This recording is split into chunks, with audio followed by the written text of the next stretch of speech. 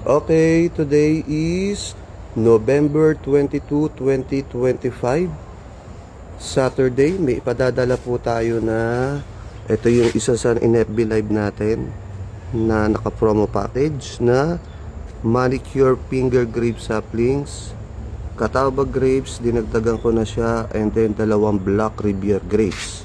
At may kasama pa siyang order na 3 pieces na Illinois mulberry.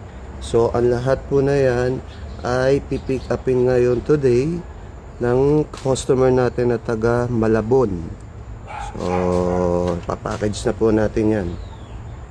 So, kaya naman sa magkakagusto din, may mga available pa ho tayo na ilang mga grape saplings.